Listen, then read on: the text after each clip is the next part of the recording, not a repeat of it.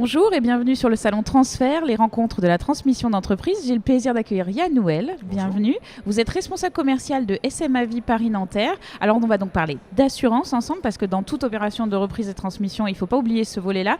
Il y a deux volets plus précisément. Il y a l'assurance de l'entreprise et l'assurance du dirigeant.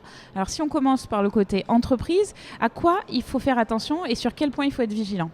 Alors sur l'entreprise, dans le domaine des assurances, il y a 2 points sur lesquels il faut être particulièrement vigilant. D'abord, c'est les assurances liées à l'activité même de l'entreprise. Donc on va retrouver deux types d'assurances dans ces moments-là. Les assurances dites obligatoires, qui vont dépendre du secteur d'activité. Par exemple, dans le bâtiment, l'assurance de responsabilité décennale qui est obligatoire, ou l'assurance de véhicules, donc assurer la flotte de véhicules. Donc évidemment, quand on est cédant ou quand on est repreneur, il faut bien s'assurer que pour le coup, on est bien... Tous ces contrats sont à jour et... Exactement, qu'on est bien pourvu à ses obligations légales. On va aussi avoir des assurances facultatives. Elles sont facultatives, mais elles sont quand même très importantes, comme par exemple l'assurance des locaux. Si on a un incendie et que ça brûle les locaux, évidemment, la valeur de l'entreprise sera impactée. Donc ça, c'est vraiment le premier domaine de l'assurance liée à l'activité. On va avoir un deuxième domaine, c'est les assurances du passif social. Alors d'abord, il faut définir ce que c'est que le passif social. Là, on touche plus à la partie sociale de l'entreprise.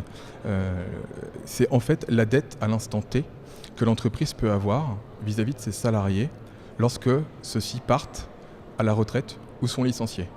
On est vraiment sur un domaine spécifique. Il faut savoir qu'une entreprise, lorsqu'elle licencie une personne, elle doit payer des indemnités de licenciement.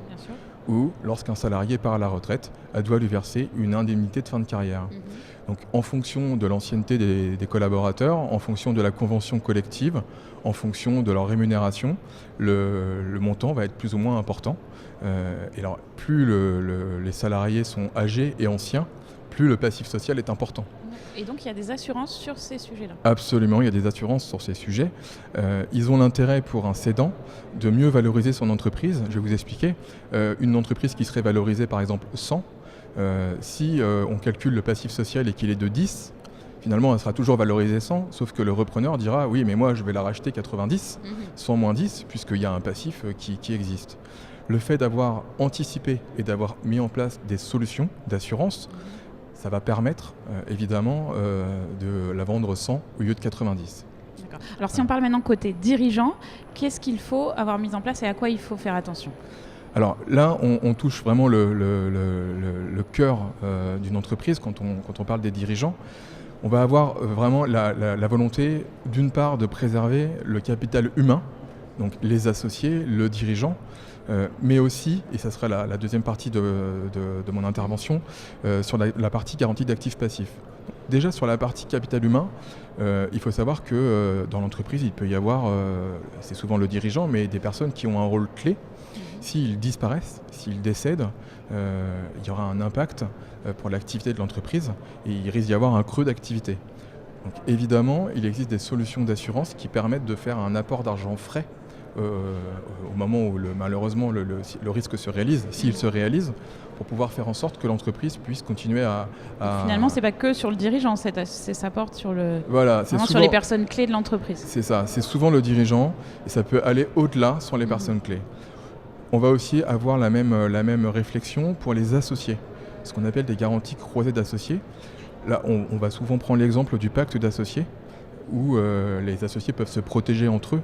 Ils décident d'avoir un droit de préemption, entre guillemets, en cas de décès de l'un, de pouvoir acheter ses parts. Sinon, il va se retrouver avec des héritiers, les enfants, le conjoint, et ce n'est pas forcément la volonté de tous les associés. Donc on peut prévoir un acte juridique, donc ça c'est évidemment fait avec un avocat, mais une fois qu'on a fait ça, on n'a fait qu'une partie de ce qu'il fallait faire, puisqu'il faut prévoir la ressource financière pour pouvoir racheter ses parts. Et donc là, on fait la même chose. On met en place sur la tête de chaque associé une garantie prévoyance, donc un capital d'essai.